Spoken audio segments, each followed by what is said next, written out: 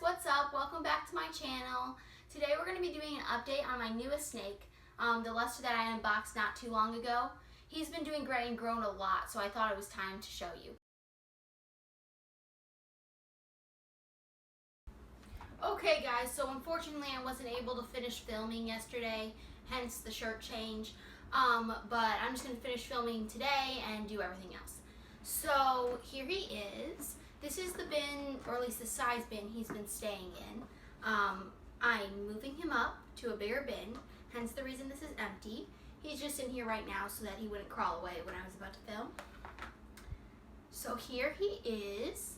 He just shed not too long ago, and if you guys remember, he was about 84 grams when I first showed him to you guys. He was a little small for his age, and he still is a little small, but he has gained a lot. He's gained about 40 grams. He is now 125 grams. So he's growing super well. He has eaten 3 times, and today's another feeding night, so I'll show you guys that a little later. He is becoming more comfortable with being handled. He was very comfortable when we first got him, so not much has changed. But he is just so pretty. I mean, at this age, they just get brighter and brighter with each shed. So he's this beautiful color. I'm about to go set up his new habitat, so let's go do that. Alright, so it's time to set up his bin.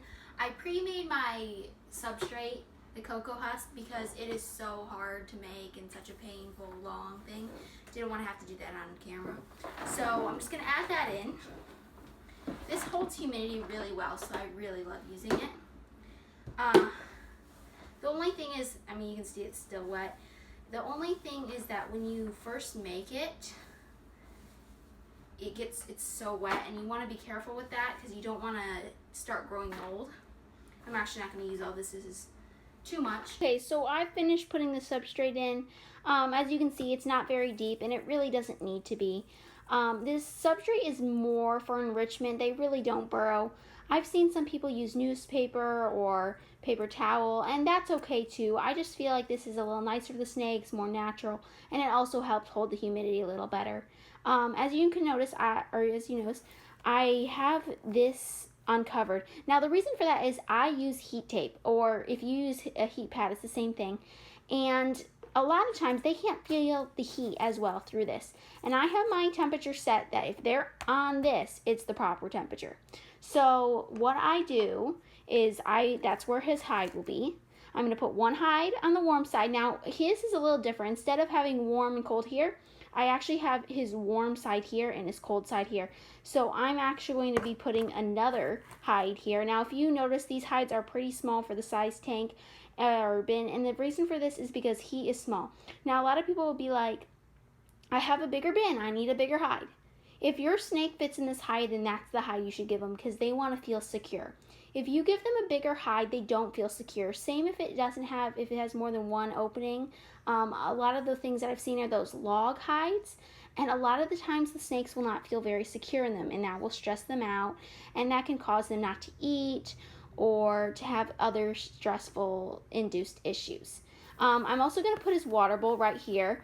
I'm going to put it right in the middle. I'd recommend not putting it over the heat source, as that kind of causes it to evaporate over time, and it also can cause other issues. Okay, the other thing I'm going to add in is some fake plants. Now, this fake plant that I have right here, I actually bought at Walmart for $1. I see a lot of people buying these very, very expensive $15, $20 fake reptile safe plants, and that's good. You definitely want to make sure you're not harming your reptile in any way.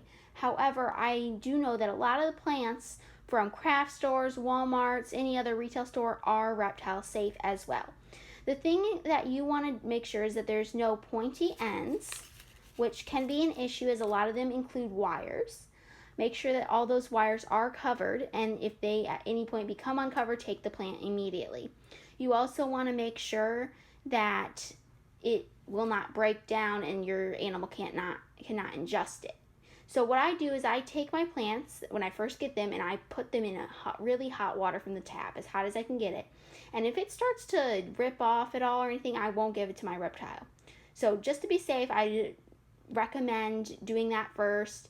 And other than that, a lot of those plants are safe. I'm also going to add this piece of wood. Not necessary either. Just more enrichment. I feel like it's nicer for them. They have something to rub up against. It helps with shedding as well. I also have this plant. I don't know if I'm going to leave it in there, but it was in his original bin, so there you go. Here we go.